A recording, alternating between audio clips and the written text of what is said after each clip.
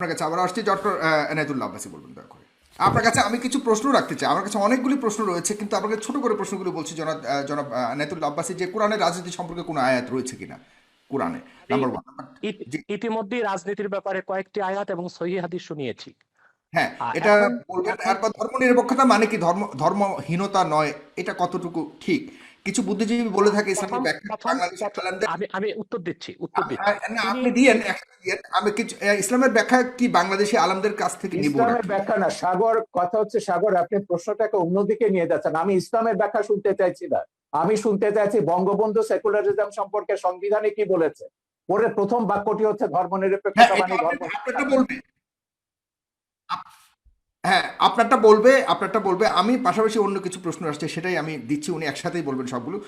আপনাদের ইসলামীয় রাজনৈতিক সাগর উদ্দেশ্য সাহেব, কি, এবং এটা তো বলে গেছেন। জি, আপনি বলুন তারপর। জি। জি, প্রথম কথা হচ্ছে তিনি একটি কথা স্বীকার করেছেন, ধর্মহীনতা বা সেকুলারিস্টের অর্থ জাগতিক, এই অর্থে বঙ্গবন্ধু বাংলাদেশে ধর্মনিরপেক্ষতা চাননি।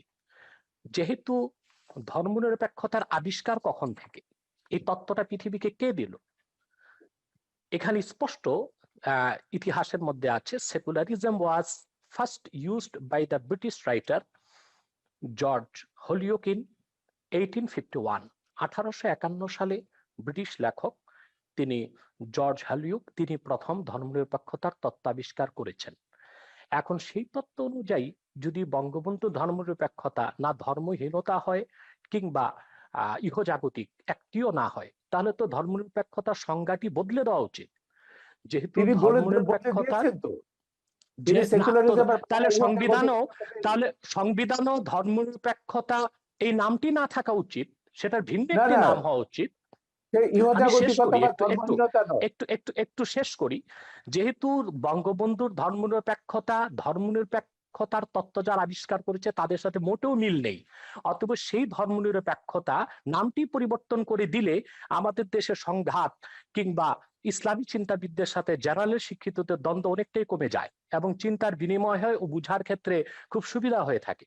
দ্বিতীয় যে কথাটি শাহরিয়ার কবির সাহেব বলেছেন, যে বারবার তিনি পাকিস্তানের প্রসঙ্গ আর মওদুদির প্রসঙ্গ টেনে আনেন।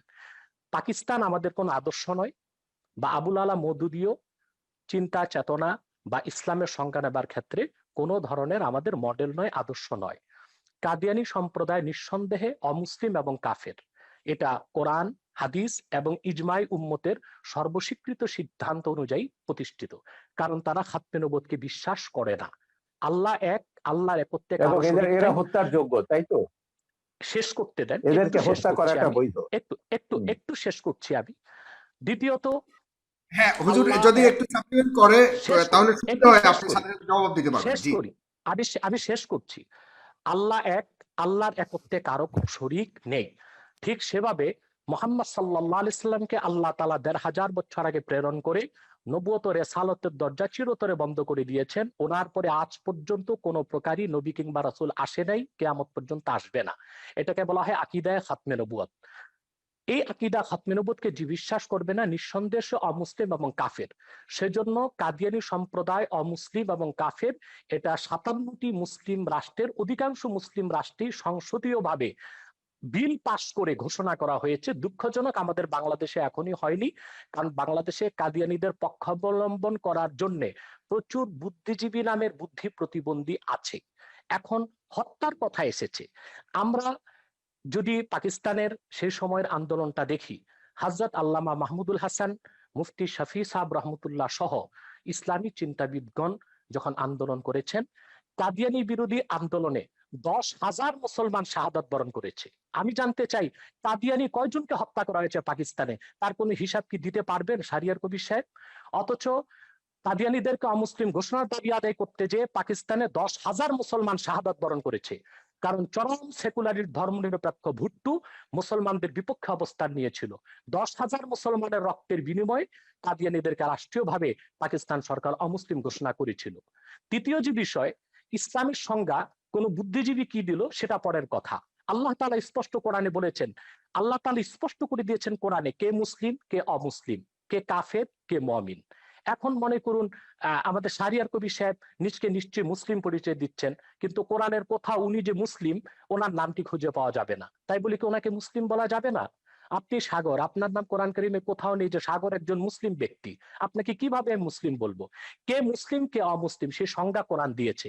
সেই সংজ্ঞা অনুযায়ী যে যুগে যে লোক আসবে, মুসলিমের সংজ্ঞায় যে সংজ্ঞায়িত হবে তাকে আমরা মুসলিম বলবো, অমুসলিমের সংজ্ঞায় যে সংজ্ঞায়িত হবে তাকে আমরা অমুসলিম বলবো। যেহেতু কোরআন সুন্নাহ ও ইজমায় উম্মতের মতে কাদিয়ানী সম্প্রদায় অমুসলিম, সেজন্য আমরা তাদেরকে অমুসলিম এবং কাফের জানি, এবং এটা কোরআনের মত, হাদিসের মত, ইজমায় উম্মতের মত।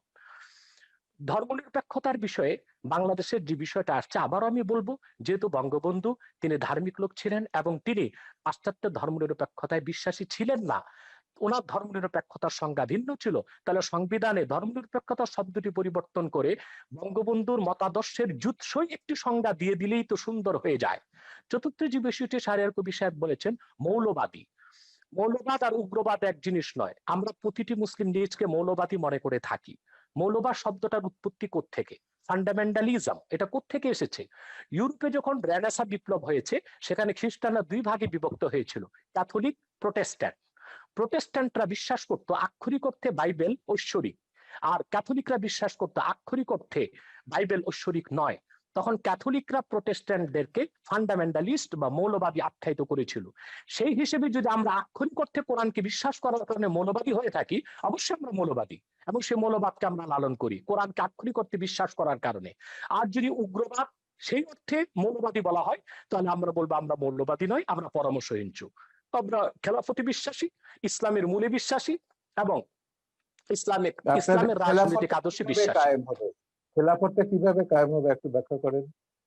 হ্যাঁ, খেলাফত বিভিন্ন ভাবে কায়েম।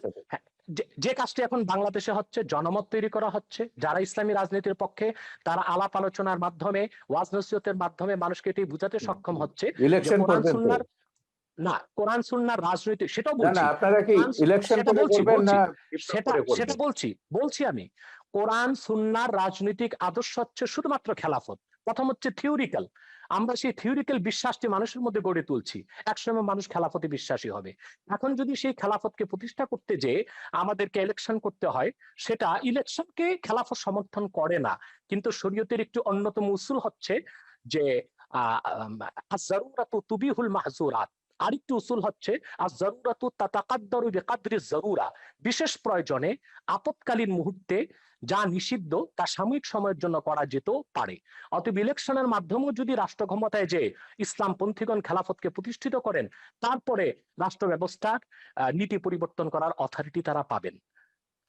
তৃতীয় যে বিষয়টি আমি বলবো, যে আজকে সারা পৃথিবীতে গণতন্ত্র সমাজতন্ত্র ব্যর্থতার পরিচয় দিয়েছে।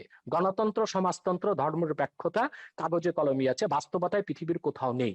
বরং পৃথিবীর শক্তিশালী রাষ্ট্রগুলো এখন খেলাফত ব্যবস্থার দিকে ধাবিত হচ্ছে অঘোষিতভাবে, প্রচার না করে। যেমন মস্কোতে সোভিয়েত রাশিয়া ভেঙে যাবার পর এখন পুতিন ক্ষমতায় এসেছে, সে অনেকটা একনায়কতন্ত্রকে গ্রহণ করেছে, সেখানে গণতন্ত্রের দোহাই দিয়ে দীর্ঘমেয়াদী ক্ষমতায় সে আছে, অর্থাৎ একজন ব্যক্তিকে রাষ্ট্র পরিচালনায় তারা পছন্দ করে নিয়েছে, যেটা অনেকটা খেলাফতের কনসেপ্টের সাথে মিলে যায়। চায়নাতে প্রধানমন্ত্রীকে আজীবন ক্ষমতা তারা দিয়েছে, সেটাও খেলাফতের সাথে অনেকটা সাদৃশ্য অবলম্বন করে। মূলত খেলাফত ব্যবস্থার মাধ্যমে একটি কল্যাণময় রাষ্ট্র হতে পারে, এমন একটি রাষ্ট্র হতে পারে যেখানে ইসলামের সমান অধিকার সংরক্ষিত হতে পারে, পাশাপাশি অন্যান্য ধর্ম সমান অধিকার লাভ করতে পারে।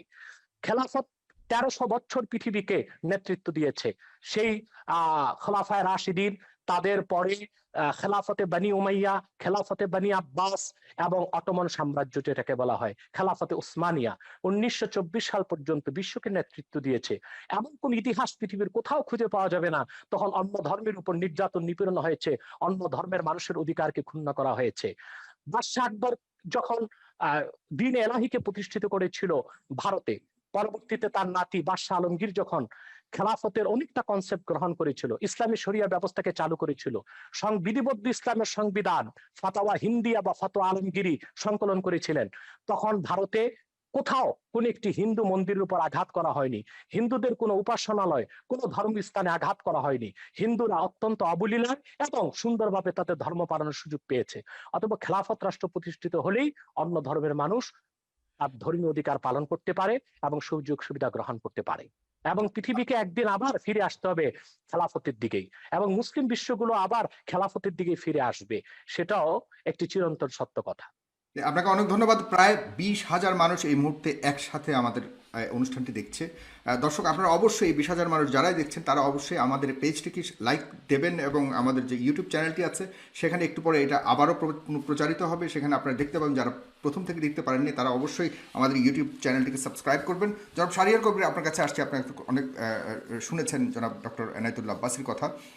আপনার কাছে আমি আরেকটি প্রশ্ন করতে চাই যে আপনি ধর্মীয় আলোকে শিক্ষা ব্যবস্থার ঘোর বিরোধিতা করেছেন এবং কিছু কিছু বিষয়ে আপনি অনেক আপত্তি তুলেছেন বিভিন্ন সময়ে। সেটা আসলে যদি বাই চয়েস হয়ে থাকে যে আমি ধর্মীয় শিক্ষায় শিক্ষিত হতে চাই, সেখানে সমস্যাটা কেন, আপত্তিটা কেন? না, ধর্মীয় শিক্ষা তো আমি কখনো বিরোধিতা করিনি। আমি কখনো বলিনি মাদ্রাসা ব্যবস্থা তুলে দিতে হবে, যদিও আমাদের সংবিধানে আছে একমুখী শিক্ষা হতে হবে। আমরা বলেছি বিশেষ করে কওমি মাদ্রাসা নিয়ে, যে কওমি মাদ্রাসায় যারা পড়ে আমাদের দেশের গরিব মানুষের ছেলেরা এখানে পড়ে, এতিমরা পড়ে এখানে। কারণ এই একটা বৃহৎ সংখ্যক ছাত্র বা তরুণ গোষ্ঠীকে আমরা কেন ওই উগ্র মৌলবাদীদের জিম্মি করে রেখে দেবো? এখানকার ক্যারিকুলামে কিন্তু আমাদের কোনো হাত নেই। এরা বাংলাদেশের মুক্তিযুদ্ধের ইতিহাস জানে না।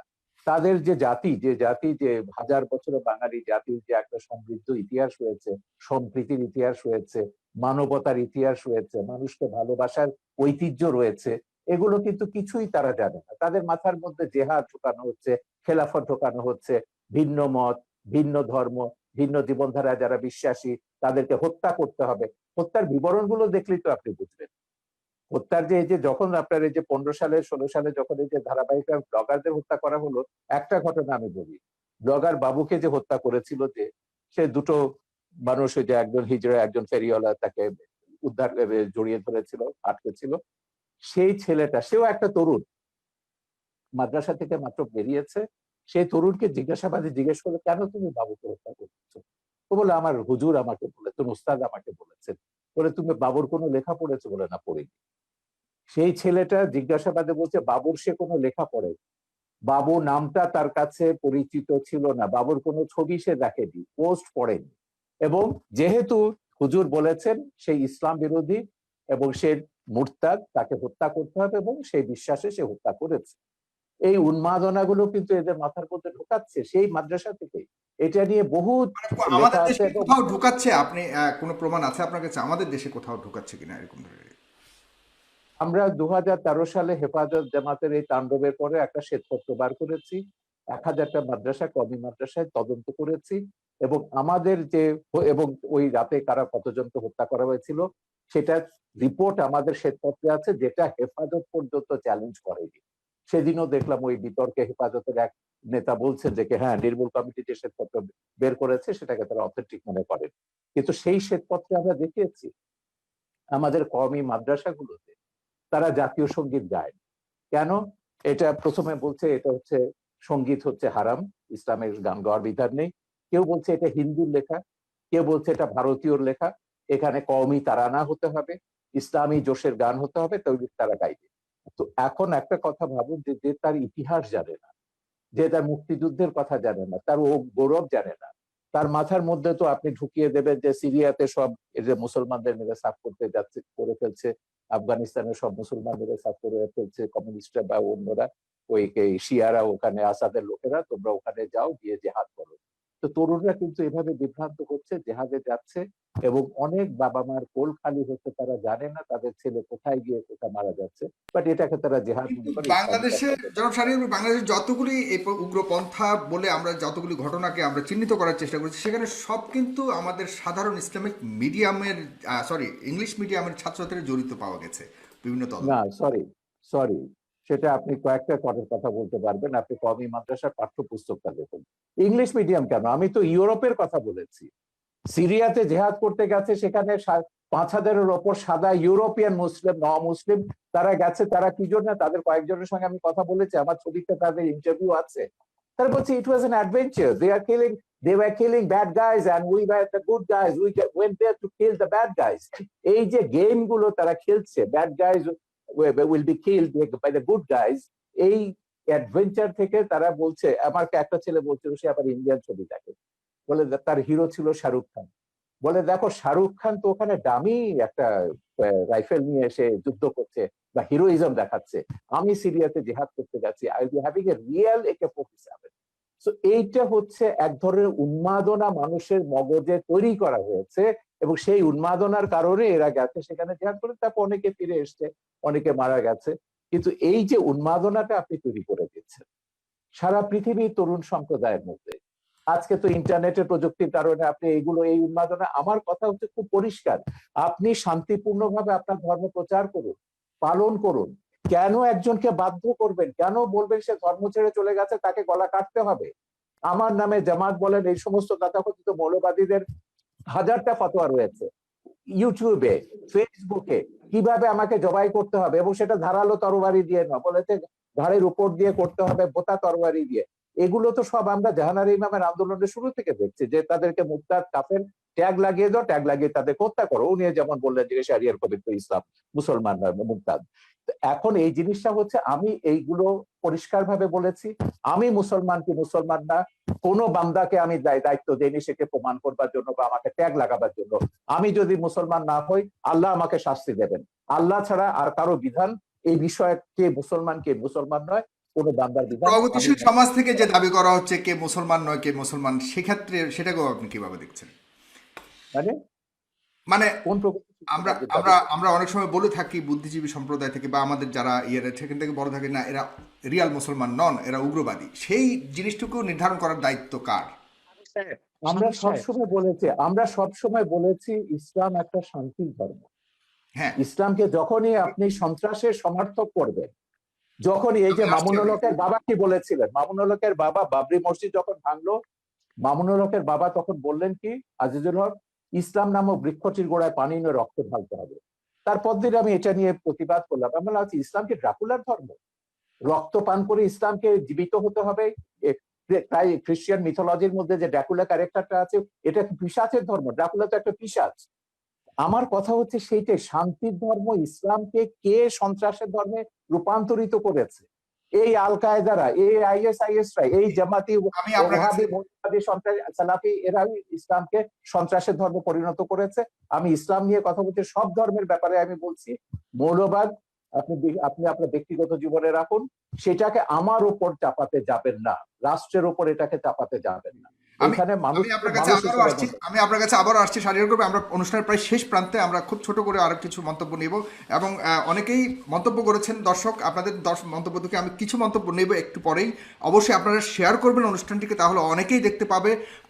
IS নিয়ে কথা হয়েছে, IS নিয়ে এই মাত্র ডক্টর শাহরিয়ার কবির কথা তুলেছেন, সেখানে অসংখ্য মুসলমান হত্যা করা হয়েছে জনাব ডক্টর এনায়েতুল্লাহ আব্বাসী। এই যে মুসলমানরা নিজেরা আরেকটা মুসলমানকে হত্যা করা বা কোনো, এটা কোনোভাবে কি জাস্টিফাইড কিনা ধর্মীয় আলোকে? ধন্যবাদ সাগর আপনাকে। কিন্তু শাহরিয়ার কবির সাহেবের একটি প্রশ্নের উত্তর দিয়েই কথাটি শুরু করা উচিত মনে করছি। তিনি বলেছেন কে মুসলিম কে অমুসলিম এই অথরিটি একমাত্র আল্লাহ তাআলার। আমি তাকে তাৎক্ষণিক প্রশ্ন করছি, এবং উত্তরটি তিনি তার ফ্লোর যখন পাবেন তখন দিবেন, যে কোন ব্যক্তি যদি বাংলাদেশের স্বাধীনতা সার্বভৌমত্বকে অস্বীকার করে, সংবিধান অনুযায়ী সে লোকটি রাষ্ট্রদ্রোহী, এবং রাষ্ট্রদ্রোহী হিসেবে তার শাস্তি হবে। কিন্তু সংবিধানে সেই রাষ্ট্রদ্রোহীর নাম লেখা থাকার প্রয়োজন নেই। ঠিক সেভাবে কে কাফের কে মুমিন, কে মুসলিম কে অমুসলিম, তা আল্লাহ কর্তৃক প্রেরিত সংবিধান কোরআন কারীমের মধ্যে স্পষ্ট করে দেওয়া হয়েছে।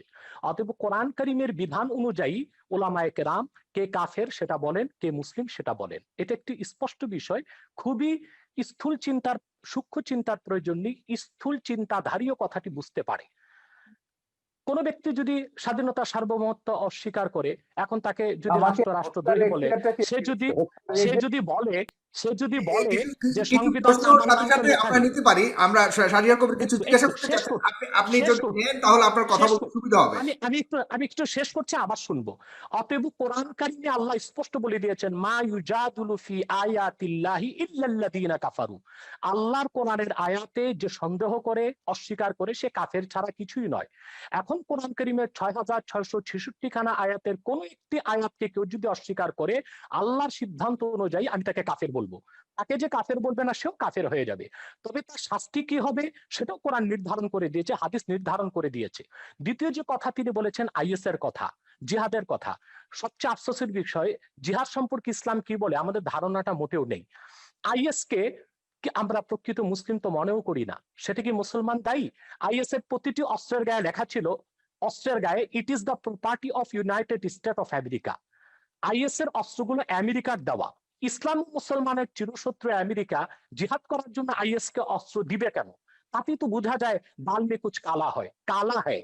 সন্ত্রাস ছড়িয়ে তার দায়ভার ইসলামের উপর দেওয়ার একটি নিউ কনজারভেটিভ ইহুদি খ্রিস্টানদের রক্ষণশীল সমাজের একটি অপচেষ্টা ছাড়া আর কিছু নয়। কিন্তু সবচেয়ে বড় কথা হচ্ছে, যারা অস্ত্র হাতে মধ্যপ্রাচ্যে জিহাদ করছে তাদেরকে আমরা সন্ত্রাসী বললাম, কিন্তু সেই সন্ত্রাস তৈরির পিছনে যারা ক্ষেত্র প্রস্তুত করলো তাদেরকে আমরা অপবাদ দিচ্ছি না কেন? আমেরিকা ইরাকে হামলা করেছে, অজুহাত ছিল সেখানে কেমিক্যাল উইপন আছে, রাসায়নিক অস্ত্র আছে। একটি স্বাধীন সার্বভৌম দেশকে তছনছ করে দিল, মাটির সাথে মিশিয়ে দিল, কিন্তু তদন্তে দেখা গেল এক ফোঁটা কেমিক্যাল উইপন সেখানে পাওয়া যায়নি। এখন সেখানে ইরাকের মুসলমানরা যদি তাদের স্বাধীনতা সার্বভৌমত্বের জন্য, তাদের অধিকারকে রক্ষার জন্য অস্ত্র হাতে তুলে নেয়, সেই জিহাদ সন্ত্রাস হয়ে যাবে? এতটা অযৌক্তিক অবিচার কোনো মানুষ তো মেনে নিতে পারে না। ফিলিস্তিনে মুসলমান বসবাস করতে আজকে পারছে না, ইসরায়েলি সন্ত্রাসীদের কারণে বাইতুল মুকাদ্দাসে মুসলমান নামাজ পড়তে পারছে না। সেখানে মুসলমান যদি তার অধিকারকে সংরক্ষণ করার জন্য, অধিকারকে আদায় করার জন্য অস্ত্র হাতে তুলে নেয়, সেটা সন্ত্রাস হয়ে যাবে। সারা বিশ্বব্যাপী জাতিসংঘের তত্ত্বাবধানে সন্ত্রাসকে ছড়ানো হচ্ছে। বাংলাদেশের বিষয়ে বলা হচ্ছে কওমি মাদ্রাসার ছাত্ররা সন্ত্রাস করে, অথচ জেএমবি যখন বাংলাদেশে সিরিজ বোমা হামলা করেছে, কওমি মাদ্রাসাগুলো মাঠে ঘাটে আন্দোলন করেছে সন্ত্রাসের বিরুদ্ধে। হাটহাজারী থেকে আহমদ শফি সাহেব তখন মহাপরিচালক ছিলেন, তিনি স্পষ্ট করে ব্যাখ্যা দিয়েছিলেন নিরপরাধ মানুষকে বোমা মেরে হত্যা করা ইসলাম সমর্থন করে না। সে দায়টা কওমি মাদ্রাসা কেন দিবে? এদেশের মাদ্রাসাগুলো কেন দিবে? বরং পিছনে কারা জড়িত ছিল তারাই দায়ী হবে বলে আমরা বিশ্বাস করি। রমনা বটমূলে যখন বোমা হামলা করা হয়েছিল তখন আমরা দেখেছি দায় দেওয়া হয়েছিল মাদ্রাসা ছাত্রদের, কিন্তু রমনা বটমূলে বোমা হামলার 1 ঘন্টা পরই আমরা দেখেছি বামপন্থী কিছু সংগঠন ব্যানার নিয়ে আলেম ওলামার বিরুদ্ধে মিছিল বের করেছে। তারা কি করে জানতো যে 1 ঘন্টা আগে রমনা বটমূলে বোমা হামলা হবে? নিশ্চয় ঘটনাটির সাথে তারা জড়িত ছিল। সন্ত্রাসী কর্মকাণ্ড করে দায় তারা আলেম ওলামা পীর মাশায়েখের উপর দেওয়ার চেষ্টা করেছে। আলেম ওলামা পীর মাশায়েখদের ইমেজকে, সম্মানকে ক্ষুণ্ণ করার জন্য, এবং বাংলাদেশে যেন ইসলামের রাজনৈতিক উত্থান না ঘটে সেটা ঠেকাবার জন্য। জি অতএব না জেনে না, তথ্য এটাই প্রমাণ আমি ছাড়া। যেটা হচ্ছে, আপনি আহমেদ শফির কথা বললেন, আপনি একটু মন্তব্য করুন। এই আহমেদ শফি 2013 সালের 15ই ফেব্রুয়ারি সমস্ত তথাকথিত ইসলামিক পত্রিকাগুলোতে, জামাতের এবং তাদের সহযোগীদের পত্রিকা, আধা পৃষ্ঠা একটা খোলা চিঠি লিখেছেন প্রধানমন্ত্রীকে। সেখানে আমার নাম, মুনতাসির মামুনের নাম, জাফর ইকবালের নাম, আমাদের সবার নাম উল্লেখ করে বলেছিলেন এইসব নাস্তিক, মুরতাদ, কাফের এরা।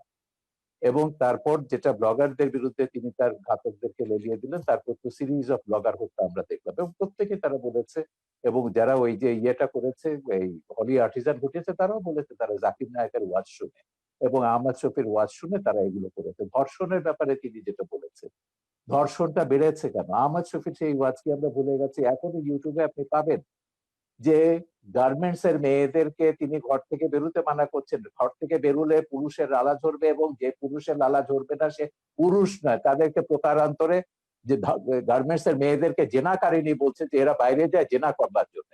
এবং আমার ও ছবি তো ওখানে আছে, একজন এসে বলেছেন যে ইসলামী আইন অনুযায়ী তিনি প্রমাণ ছাড়া এমন কথা বলতে পারেন না, সেই অনুযায়ী তার 80টা দৌড়াতে হবে। আমি সেইখানে যাচ্ছি না, আমার কথা হচ্ছে দিস ইজ বাংলাদেশ, এটা বাংলাদেশ। এখানে এখনো ইসলামী হুকুমত কায়েম হয়নি, এখনো কোরআনের আইন কায়েম হয়নি। বাংলাদেশ চলবে বঙ্গবন্ধু যে সংবিধান দিয়ে গেছেন সেই সংবিধান অনুযায়ী। যেদিন আপনারা খিলাফত কায়েম করবেন সেদিন আপনাদের কোরআনের আইন কায়েম করুন, আমাকে 100 বার আপনারা হত্যা করুন, তাতে কিছুই যায় আসে না। কিন্তু কথা হচ্ছে যতক্ষণ পর্যন্ত এটা বাংলাদেশ আছে ততক্ষণ পর্যন্ত বাংলাদেশের সংবিধানের মূলনীতি আপনাকে বিশ্বাস করতে হবে, আমার বাঙালিত্বের চেতনাকে বিশ্বাস করতে হবে। ধর্ম আমি 100 বার বদলাতে পারি, কিন্তু আমি কখনো আমার এথনিক আইডেন্টিটি, বাঙালি সত্তা, আপনিও এখন বাংলায় কথা বলছেন, আপনি নিজেও একজন 1000 বছর ধরে আপনার পূর্বপুরুষরা বাঙালি ছিলেন, এবং ইসলাম গ্রহণ করবার আগে অন্য ধর্ম ছিল কিংবা কোনো ধর্ম ছিল না। ধর্ম আপনি বদলাতে পারেন, কিন্তু যেটা আপনি বদলাতে পারেন না সেটা হচ্ছে আপনার জাতিসত্তা, এথনিক আইডেন্টিটি। এথনিসিটি অনুযায়ী আমরা 5000 বছরের একটা প্রাচীন জাতি, এই প্রাচীন জাতির আমাদের একটা সভ্যতা আছে, ঐতিহ্য আছে, এবং সংবিধানেও এগুলো রক্ষার কথা দায়িত্ব রাষ্ট্রকে দেওয়া হয়েছে। আমাদের ঐতিহ্য এগুলো আমাদের রক্ষা করতে হবে। তারপরে আমরা যে যা ধর্ম পালন করব। কেউ যদি ধর্ম পালন না করে, তারও এই দেশে থাকবার সমান অধিকার মর্যাদা দিতে হবে, এবং আছে, সংবিধান অনুযায়ী সেটা আছে। আমার কথা হচ্ছে সহিষ্ণুতা প্রদর্শন করুন, সৌভ্রাতৃত্ব প্রদর্শন করুন, ইসলামকে কলঙ্কিত করবেন না। রাজনীতি টেনে এনে সন্ত্রাসকে বৈধতা দিয়ে ইসলামকে আপনারা দয়া করে কলঙ্কিত করবেন না। পশ্চিমারা একটা অজুহাত পেয়ে গেছে, ইসলাম ব্যাশিং একটা শব্দ পশ্চিমে, এবং তাদেরকে গিয়ে বোঝাতে হয় যে না, আমাদের দেশে ইসলাম হচ্ছে এটা সুফিদের ইসলাম, এটা শান্তির ইসলাম, কিছু সংখ্যক বিপদগামী এগুলো আইএস আল কায়দার প্ররোচনায় তারা এগুলো করছে। কিন্তু এই কথাগুলো যখন আমরা ভিন্ন ধর্মকে যখন আক্রমণ করছি ওয়াজের নাম, ভিন্ন মতাবলম্বীদের যখন আক্রমণ করছি ওয়াজের নাম, এবং অশ্লীল কদর্য ভাষায় কথা বলা হচ্ছে, এবং তখন আপনি কি ধারণাটা দিচ্ছেন ইসলাম সম্পর্কে সেটা বলুন। এবং সেইটার যদি বদলা যদি ভারতের হিন্দু মৌলবাদীরা নেয় কিংবা বারবার বুদ্ধিস্ট মৌলবাদীরা নেয়, সেটার আপনি কি জবাব দেবেন? এই জন্য আমি বলি যে বিশ্বের 57টা দেশে মুসলমানরা মেজরিটি, মাইনরিটির রেসপেক্ট করুন, সমান অধিকার মর্যাদা দিন, জি তাদেরকে ওইভাবে ফাতোয়া দিয়ে তাদেরকে হত্যা বা আঘাত করবার ক্ষেত্র তৈরি করবেন না, তাদেরকে প্ররোচিত করবেন না কাউকে যে না, শাহরিয়ার কবিরকে হত্যা করলে তুমি বেহেশতে যাবে। এটাই তো তৈরি করা হচ্ছে উন্মাদনা। ব্লগার হত্যার পেছনে এটাই ছিল যে ওকে খুন করতে পারলে, বাবাকে খুন করতে পারলে তুমি বেহেশতে যাবে। জি জনাব এটাই সাহেব, আমি বলি। আপনার কাছে অনেকগুলি প্রশ্ন দর্শক সারি থেকে অনেকেই লিখেছেন। আমি সব প্রশ্ন করা সম্ভব নয়। প্রায় 9,000 শেয়ার করেছেন, এখান থেকে প্রায় হাজার হাজার মন্তব্য এসছে। কেউ কেউ লিখেছেন, যেমন এম.এ. বাসিত আশরাফ, তিনি লিখেছেন পৃথিবীতে, শাহরিয়ার কবির সাহেবের কাছে প্রশ্ন করেছেন, পৃথিবীতে প্রথম মানবাধিকার এবং নারীদের সম অধিকারের প্রতিষ্ঠাতা কে? উনি কি জানেন পশ্চিমা বিশ্বের দার্শনিকেরা পৃথিবীর শ্রেষ্ঠ মানব দরদী মানুষ হিসেবে কাকে স্বীকৃতি দেয়? ডেফিনেটলি তিনি কাকে মিন করেছেন আপনি জানেন। সেক্ষেত্রে আপনার বক্তব্য জানতে চেয়েছে এই একজন লেখক। এরপরে রয়েছেন কাফায়েতুল্লাহ সাহেব, আপনার মুক্তিযুদ্ধের অবদান সম্পর্কে জানতে চেয়েছে। এরপরে লিখেছেন, বাংলাদেশের স্বাধীনতা আন্দোলনে যারা যুদ্ধ করেছে তারা কি সবাই স্বাধীনতা বুঝতো? তারা কি জেনে শুনে সবাই মুক্তিযুদ্ধে অংশগ্রহণ করেছে? তাহলে নাস্তিকের বিরুদ্ধে আন্দোলন করতে হলে সবাইকে জানতে হবে কেন? এই ধরনের অনেকগুলি প্রশ্ন করেছেন। মাওলানা ওমর ফারুক লিখেছেন, পারভেজ জুয়েল লিখেছেন, এমডি মাসুম লিখেছেন, শাহিদ আহমেদ লিখেছেন, অনেকেই লিখছেন, লিখে যাচ্ছেন। আপনারা লিখতে থাকুন, আমি সম্ভব হলে কিছু নেব। তবে এই পর্যায়ে অনুষ্ঠানের শেষ প্রান্তে চলে এসেছি, 2 মিনিট করে শুধুমাত্র আপনারা দুজন আবারও শেষ বক্তব্য দেবেন। এগুলো কিন্তু জামাতিদের একটা পরিকল্পিত ব্লগ আছে। যখনই আমি কোনো কথা বলি টক শোতে 1000 2000 এগুলো ডিসলাইক আসবে এবং প্রশ্নগুলো করা হবে মুক্তিযুদ্ধ নিয়ে। এটা বলতে বলতে আমি ক্লান্ত হয়ে গেছি। আমার মুক্তিযুদ্ধের কি অবদান আছে, বাংলাদেশের স্বাধীনতা যুদ্ধের দলিলপত্রটা এটা আগাগোড়া পড়ুন। আমি বলে দেবো না কোন পৃষ্ঠা, আপনাকে পড়তে হবে। এই সুযোগে যদি মুক্তিযুদ্ধের ইতিহাসটা আপনাদের মাথায় ঢোকে, পড়ে দিন শাহরিয়ার কবির কি করেছে মুক্তিযুদ্ধের, সাংস্কৃতিক স্কোয়াডে কি অবদান ছিল সেখানে পাবেন। দ্বিতীয় কথা হচ্ছে মানবাধিকার নিয়ে। এখন মানুষের অধিকার মর্যাদা প্রত্যেককে বিশ্বাস করতে হবে। এই পৃথিবীতে আমি শুরুতেই বলেছি যে আমরা 700 কোটি মানুষের মধ্যে 150 কোটি মুসলমান আছে, 150 কোটি হিন্দু আছে, 250 কোটি 200 কোটি খ্রিস্টান আছে, অন্য ধর্মাবলম্বী আছে, নাস্তিকও আছে। আমাদেরকে এই পৃথিবীটাকে বাসযোগ্য করতে হবে, এখানে বাঁচতে হবে সমান অধিকার মর্যাদাকে রেসপেক্ট করে। আমি শুধু এইটাই বলছি, আল্লাহ মানুষ সৃষ্টি করেছেন, আল্লাহ শুধু মুসলমান সৃষ্টি করেন। এইটুকু অন্তত শ্রদ্ধাবোধটা স্রষ্টার উপর আপনার কোনো ডিরেক্ট কোনো প্রশ্ন রয়েছে কিনা একদম সম্পূর্ণভাবে, যেটা আপনি জানতে চান ডক্টর? না না, আমার কোনো প্রশ্ন নেই। আমি তো পরিষ্কার আছি, আমার অবস্থান সম্পর্কে আমি তো পরিষ্কার আছি। যারা বিভ্রান্ত তাদেরকে বলবো যে মানুষকে মানুষ হিসেবে মর্যাদা দিতে শিখুন। আল্লাহ বিচার করবেন কেয়ামতের পরে, কে দোজখে যাবে, কে বেহেশতে যাবে, কে কত পাপ করেছে, গুনাহ করেছে দুনিয়াতে। সেটাকে দুনিয়াতে আপনাকে এই যে জাগতিক শাস্তির যেটা হচ্ছে ব্লাসফেমির যে কনসেপ্ট, এটা ইসলামের কনসেপ্ট না। কোরআনে কোথাও ব্লাসফেমির জাগতিক শাস্তির বিধান নেই। আল্লাহ নিজে শাস্তি দেবেন তাদেরকে, ব্লাসফেমাসকে।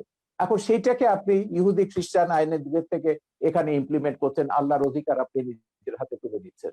আমার কথা হচ্ছে বাংলাদেশে তো অন্য ধর্মের মানুষ আছে, 57টা দেশে মুসলমানরা মেজরিটি। এখন আমি যদি এখানে মেজরিটি রুল চাপাই, অন্যান্য দেশগুলোতে যখন তারা তাদের মেজরিটি রুল চাপাবে, সেই সব দেশের মুসলমানদের নির্যাতনের দায়িত্ব, ভারত বলুন, শ্রীলঙ্কা বলুন, কিংবা মায়ানমারের মুসলমানদের নির্যাতনের দায়িত্ব কিন্তু আমাদের মোল্লাদেরকে নিতে হবে।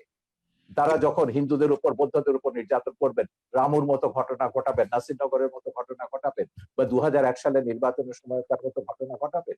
তো সেইটাই আমরা বলছি, আমাদের এখানে সব ধর্মের মানুষ সমান অধিকার মর্যাদা নিয়ে বাস করবে। সব ধর্মের মানুষ মুক্তিযুদ্ধে অংশ নিয়েছে। মুক্তিযুদ্ধে আমাদের কি স্লোগান ছিল, মুজিবনগর সরকারের পোস্টার দেখুন, বক্তৃতা দেখুন, নীতি নির্ধারকরা কি বলেছে, পরিষ্কার হয়ে গেছে। যুদ্ধের ভেতর দিয়ে আমাদের যে ভাস্কর্য নিয়ে আপনার কাছ থেকে জাস্ট 1 সেকেন্ড, 5 সেকেন্ড ভাস্কর্য নিয়ে আপনার বক্তব্য শুনতে চাই, যেটা অতি সম্প্রতি অনেক আলোচিত হয়েছে। ভাস্কর্য দেখুন, তখন আমি মিশরে ছিল, মুসলিম ব্রাদারহুড যখন এটা নিয়ে একটা বিতর্ক, সালাফিরা বিতর্ক তুলেছিল, স্ফিংস থাকতে পারবে না। স্ফিংস এটা পৌত্তলিকতা এবং ভাস্কর্য এটা। সেখানে একটা সুভেনির বিক্রি করতে, একজন সুভেনির বিক্রি এবং বেশ লম্বা দাড়িওয়ালা, চোপ্পা পরা, এই সাথে হুজুর টাইপের।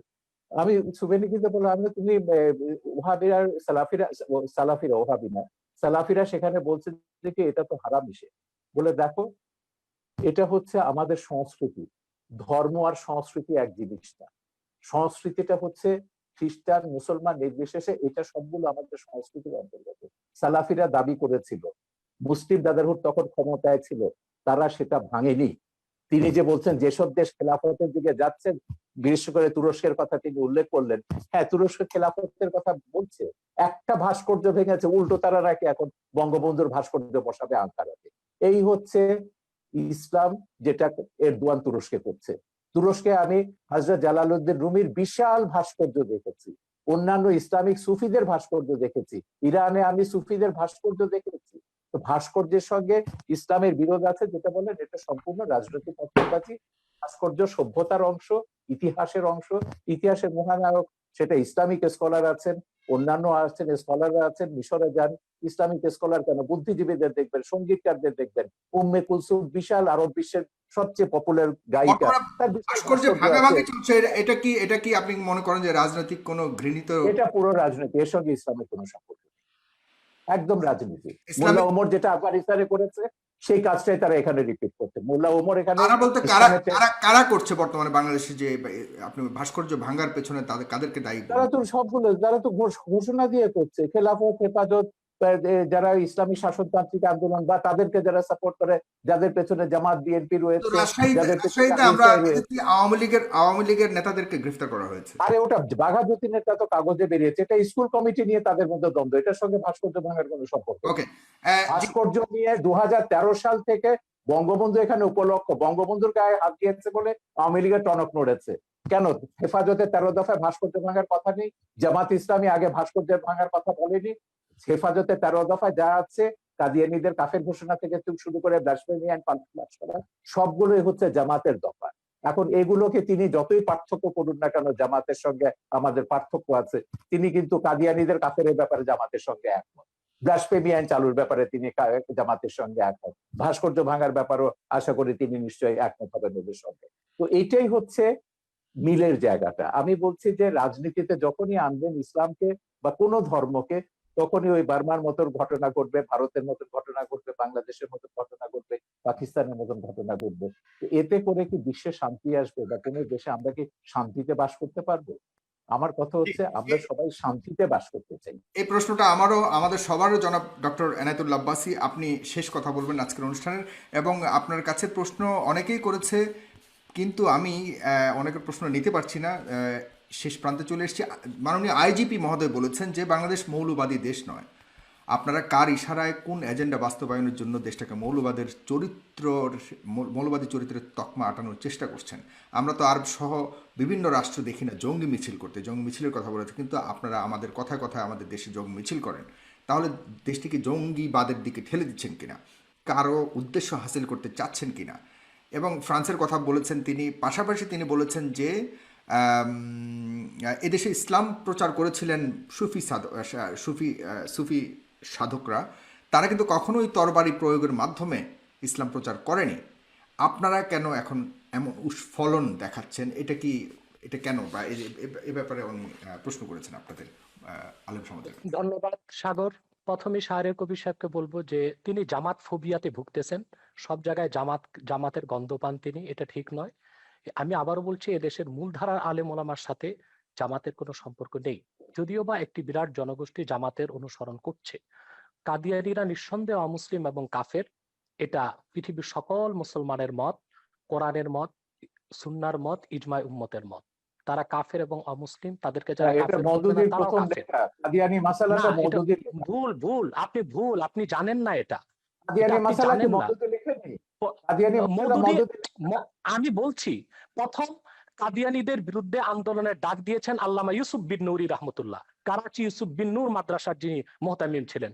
আন্দোলনে পুরোধা নেতৃত্ব দিয়েছেন আমার ওস্তাদ মোহতারাম আল্লামা তাকি উসমানী এবং মুফতি শফি রহমতুল্লাহ। সাথে আন্দোলনে যোগ দিয়েছিল আবুল আলা মওদুদি এবং তার লোকজন। বরং পাকিস্তানের সকল ঘরানার মুসলিমরাই কাদিয়ানী বিরোধী আন্দোলনে অংশগ্রহণ করেছিল।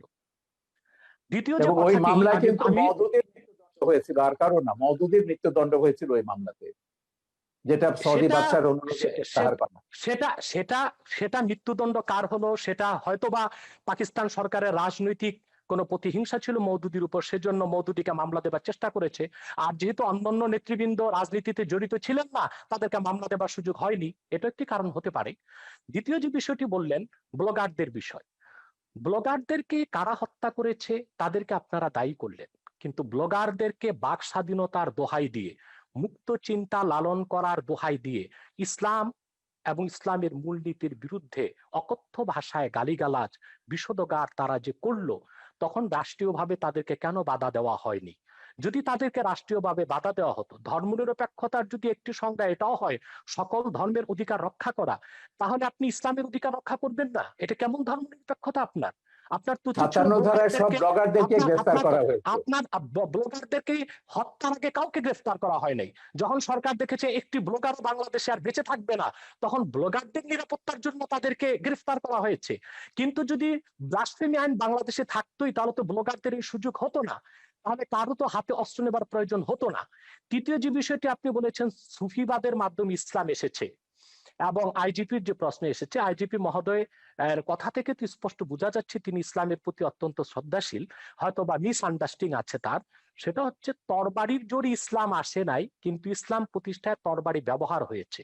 তরবারির জোরে ইসলাম প্রতিষ্ঠিত হওয়া এক জিনিস, আর ইসলাম প্রতিষ্ঠায় তরবারি ব্যবহার আরেক জিনিস। ইসলাম যে জিহাদ দিয়েছে তা অনেকটাই ডিফেন্সিভ, অফেন্সিভ নয়। যখন ইসলাম প্রতিষ্ঠার ক্ষেত্রে অমুসলিম শক্তি অন্যায়ভাবে হামলা করেছে, আক্রমণ করেছে, তখনই তরবারির ব্যবহার করতে হয়েছে।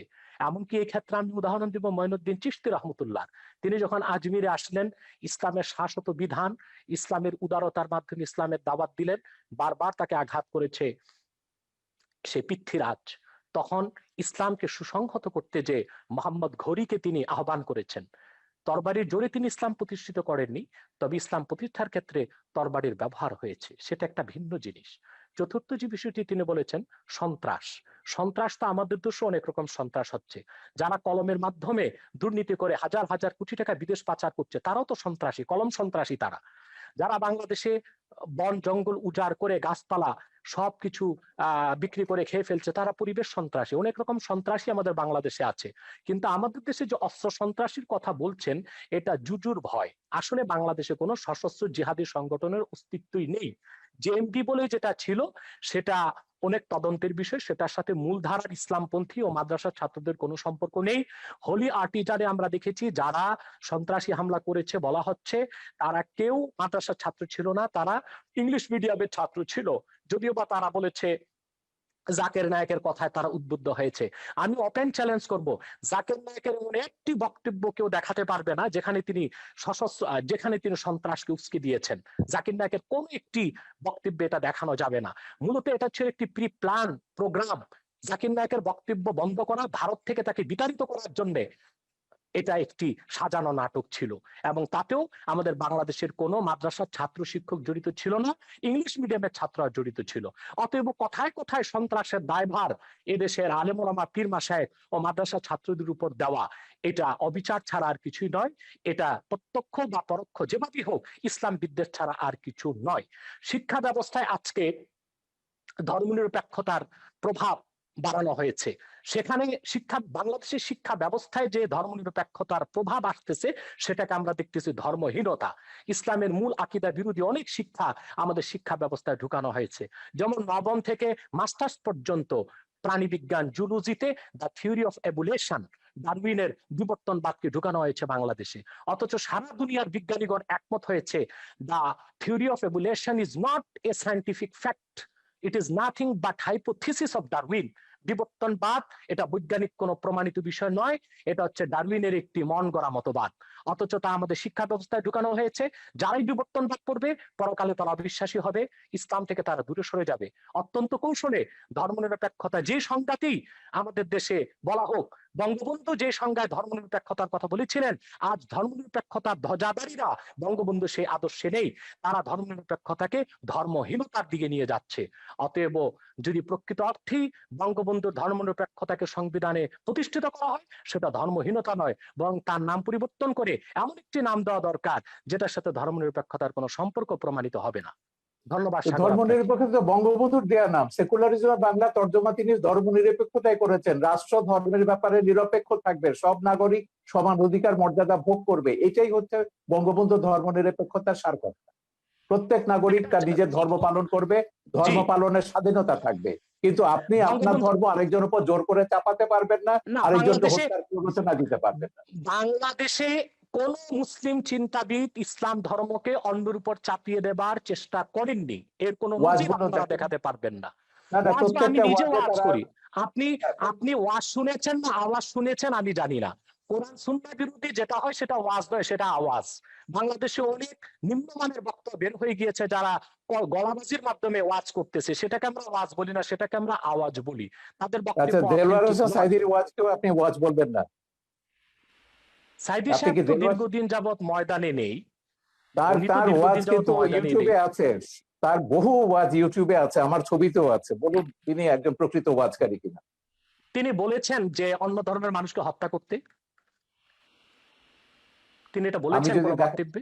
আমি যদি দেখাতে পারি, আমি তার এক বক্তব্য শুনেছি, আমি নিজে দেখেছি।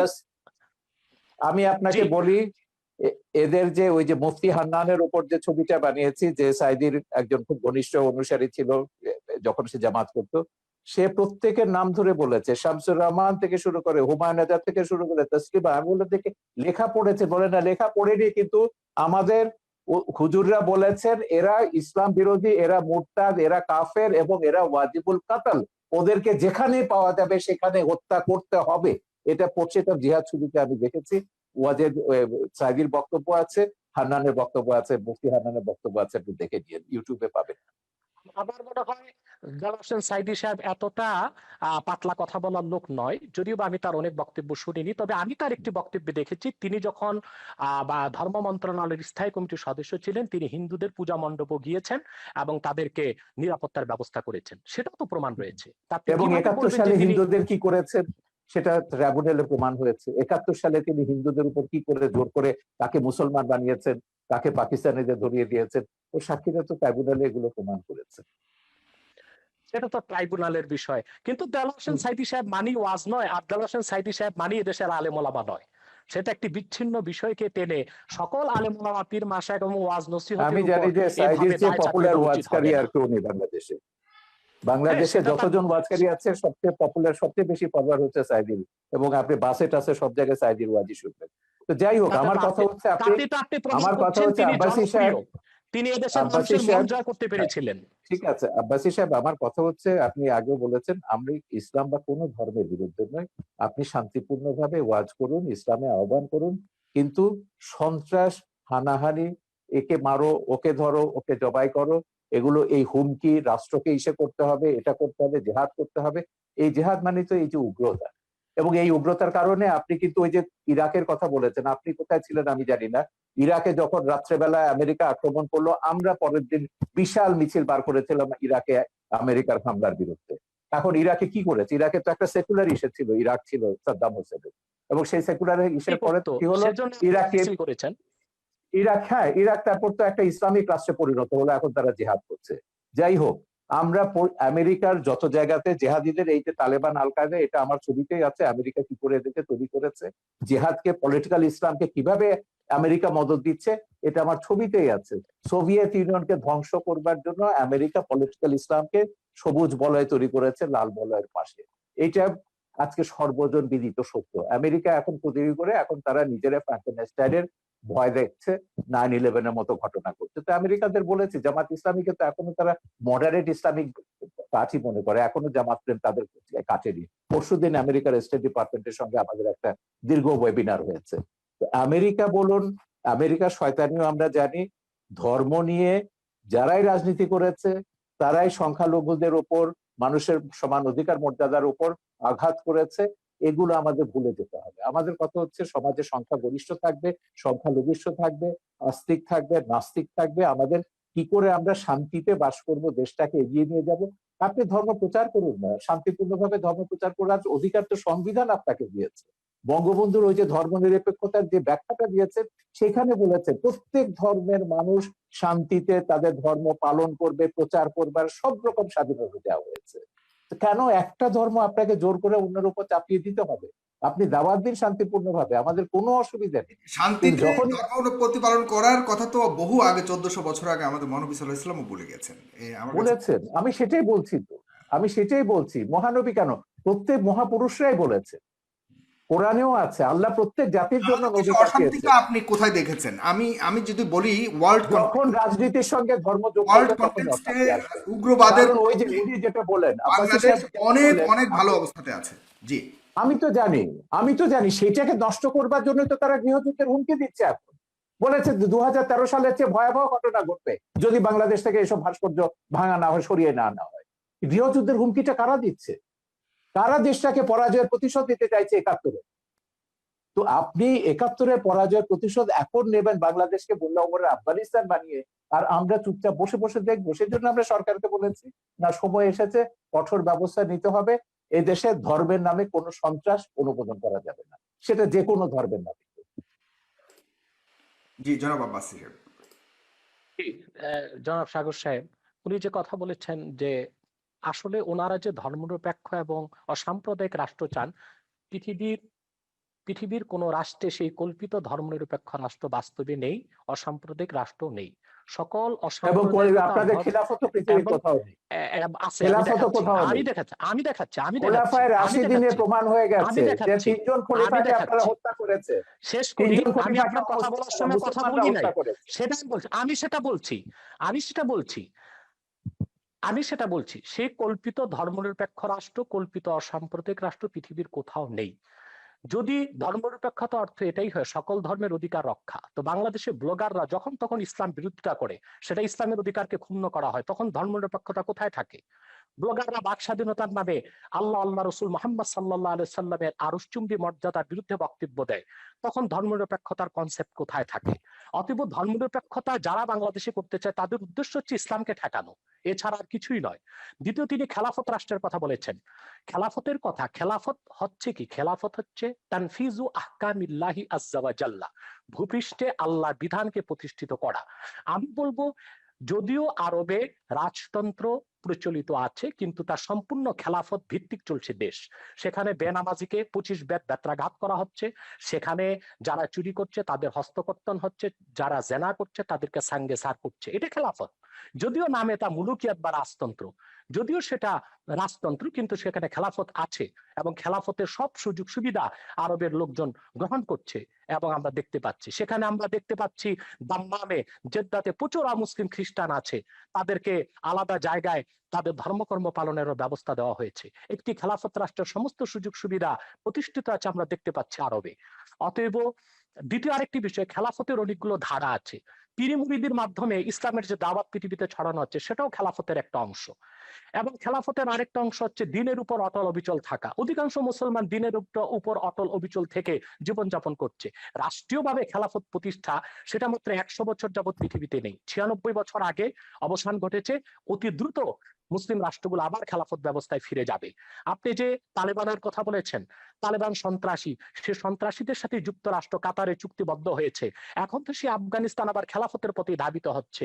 পৃথিবীর সুপার পাওয়ার আমেরিকা, অন্যান্য খ্রিস্টান রাষ্ট্রগুলো তা তো থামাতে পারলো না। ব্যর্থতা কি পুঁজিবাদের নয়?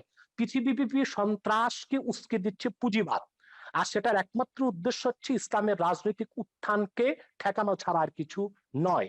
আর আমি অনুরোধ করব বাংলাদেশের বুদ্ধিজীবী সমাজকে, ইসলামকে বিভিন্ন নামে আপনারা অভিহিত করবেন না। রেডিক্যাল ইসলাম, মডারেট ইসলাম, এই নামগুলো ইসলামের ক্ষেত্রে আপনি প্রযোজ্য তো নয়। বলছেন ইসলাম মওদুদির একটি। আকীদাকে আপনারা ইসলাম বিরোধী মনে করেন, মওদুদির হ্যাঁ, সেজন্য অনুসারীদেরকে সেটাকে আপনি ইসলাম বলবেন মুসলমান। কেন? সেটাকে ইসলাম বলবেন কেন? ইসলাম তো সেটাই ওইটাই তো যেটা আমি আল্লাহ বলছি, দিয়েছেন, আপনি সেটা তো সেটাই। মওদুদিকে আপনি নাম আপনি দিবেন কেন? আপনি সেটাকে নাম দেওয়া জামাতকে যাবে না। মুসলমান বলবেন না, ইসলাম আপনি ইসলাম জামাতকে ইসলামের মুসলমান বলবেন না, জামাতও আপনাকে মুসলমান মনে করে না। তো এই বিরোধের মীমাংসা রাষ্ট্র কেন নেবে? আপনাদের এই না বিরোধের না মীমাংসায় আমি কেন যাব? না না, আমি এটা রাষ্ট্র বলছি এখানে না যেতে তাদেরকে পারে না। মুসলমান মনে করি না, এটা বলা হচ্ছে না, কিন্তু তারা যে ইসলামের ব্যাখ্যা দিবে সেটাই ইসলাম, এটা আমি স্বীকার করব না। না না, এটা ইসলাম তো হাফেজি সেটাই হুজুর যেটা থেকে শুরু আল্লাহ করে, দিয়েছেন। ইসলাম হাফেজি তো হুজুর সেটাই থেকে যেটা শুরু আল্লাহ করে দিয়েছেন। 72টা ওলামায়ে কেরাম তারা বলেছেন মওদুদির অনুসারীদের পেছনে নামাজ পড়া হারাম। এগুলো ফতোয়া আমরা দেখেছি, মওদুদির বিরুদ্ধে ফতোয়া দেখেছি, মওদুদির পক্ষেও দেখেছি। এই বিতর্কে রাষ্ট্রকে জড়াবেন না, এটা আলেমরা নিজেরা নিজেদের মধ্যে ফয়সালা করুন। জি, আমরা এই বিতর্কটা রাষ্ট্রের মধ্যে আনতে চাই। আমরা অনুষ্ঠানের প্রায় শেষ প্রান্তে চলে এসেছি, শুধুমাত্র শেষ করতে হবে, আমার যেতে হবে সাগর ভাই। এক সেকেন্ডে 1 শুধুমাত্র ঘন্টা একটা প্রোগ্রাম আপনার। মন্তব্য করবেন জনাব এনায়েতুল্লাহ আব্বাসী, যে ভাস্কর্য বিতর্কে অনেকটাই আপনারা পিছিয়েছেন। অনেকে মনে করছেন আপনাদের হয়তো কিছুটা প্রাপ্তি যোগ হয়েছে। সেক্ষেত্রে এই পিছিয়ে আসাটাকে ধর্ম অনুভূতির মলাটে শুধুই প্রাপ্তি আর স্বার্থের রাজনীতি কিনা? চমৎকার প্রশ্ন করেছেন। আপনার উত্তরটি আমি দিচ্ছি। প্রথমে বলছি যে আমরা আহ, ইসলামের ব্যাখ্যা কোনো ব্যক্তি থেকে নিব না। আমরা ইসলামের ব্যাখ্যা নিব কোরআন থেকে, হাদিস থেকে এবং আইম্মায়ে মুজতাহিদিন থেকে, সালফে সালিহিন থেকে। অন্য কোনো ব্যক্তি বা অন্য কোনো ব্যক্তির কোনো ব্যাখ্যা আমরা যদি কোরআন সুন্নাহ মোতাবেক হয় সেটা গ্রহণ করব, নতুবা সেটা পরিত্যাজ্য। যে কথাটি বলছেন আপনি ভাস্কর্যের ব্যাপারে, যে ভাস্কর্যের ব্যাপারে আমার আন্দোলনটা ছিল অরাজনৈতিক বিরুদ্ধে, আর অনেকে করেছেন রাজনৈতিক ভাবে। পথে ঘাটে আপনি তারা করেছেন আন্দোলন বলতে কাকে করেছেন। বোঝাচ্ছেন? যে যারা হেফাজতের নেতৃবৃন্দ বা অন্য যারা করেছেন, তারা যেহেতু রাজনৈতিক দল তাদের, সেজন্য তারা রাজনৈতিক ভাবে করেছেন। আর অরাজনৈতিক ভাবে আমরা আমাদের অবস্থান থেকে ভাস্কর্যের ব্যাপারে ইসলামের সুস্পষ্ট ব্যাখ্যা তুলে ধরেছি, যে ভাস্কর্য মিশরে আছে, তুরস্কে আছে, এগুলো কোনো দলিল নয়। কোরআন সুন্নাহ মোতাবেক ভাস্কর্য ইসলামে নিষিদ্ধ। অতএব রাষ্ট্রীয় পৃষ্ঠপোষকতায় তা যদি হয় তাহলে বৃহত্তম মুসলমানদের অনুভূতিতে আঘাত লাগবে। বাকি যারা রাজনৈতিক ভাবে একটু নমনীয়তা অবলম্বন একই করছেন, একই কথা আমি বলেছেন বাবুনগরী, এরা মামুনুল হকরা কিন্তু একই কথা বলেছেন আপনি যেটা বলছেন। আমি একটু আমার শেষ সঙ্গে করি। টকশোতে আমি মামুনুল হক একই কথা বলছেন। আমি একটু শেষ করি। দ্বিতীয়, তারা যারা এখন নমনীয়তার পথ অবলম্বন করেছে, আমি তো তাদেরকে ধন্যবাদ দিব। তারা পরমসহিষ্ণুতাকে প্রকাশ করেছে। অর্থাৎ তারা আসলে ভাঙচুরে বিশ্বাসী নয়, তারা সন্ত্রাস সহিংসতায় বিশ্বাসী নয়। তারা রাজনৈতিক ভাষা, আন্দোলনের ভাষায় সরকারকে মেসেজ দিয়েছে যে দেশের অধিক সংখ্যক মুসলমান ভাস্কর্যকে চায় না, অতএব ভাস্কর্য না করা হোক, এটা মুসলমানদের অনুভূতির প্রতি শ্রদ্ধা দেখানো হোক। আর দ্বিতীয়ত, ভাস্কর্যের বিপক্ষে যারা আন্দোলন করেছে, কথা বলেছে, কেউ পারচেজ করেছে কি না, রাজনৈতিক স্বার্থে করেছে কি না, সেটা তাদের ব্যক্তিগত বিষয়। সেটার সাথে বৃহত্তর মুসলিম সমাজ ও অরাজনৈতিক আলেম ওলামাদের কোনো সম্পর্ক নেই। অরাজনৈতিক আলেম ওলামা ও বৃহৎ স্বার্থে যে এদেশের বৃহৎ মুসলিম সমাজ যে বিরোধিতা করছে, তা একান্তই ইসলামের অনুভূতি থেকে। দ্বিতীয়ত, যারা নমনীয়তা এখন অবলম্বন করছে, আমি তো শুনতে পেরেছি যে স্বরাষ্ট্রমন্ত্রী মহোদয়ের সাথে তারা সাক্ষাৎ করেছেন এবং স্বরাষ্ট্রমন্ত্রী মহোদয় তাদেরকে আশ্বাস দিয়েছেন যে অনতিবিলম্বেই সরকার আলেম ওলামার সাথে বসবেন এবং সুন্দর একটি সুরাহা বের করার চেষ্টা করবেন। যদি রাষ্ট্রের পক্ষ থেকে এই ধরনের আশ্বাস দেওয়া হয়, সেখানে তো আর আন্দোলন করে মাঠ গরম করার কোনো প্রয়োজন নেই। অতএব ওলামায়ে কেরাম যারা এখন শীতলতা অবলম্বন করেছেন, আমি মনে করি তারা প্রজ্ঞার পরিচয় দিয়েছেন। জি, অনেক ধন্যবাদ।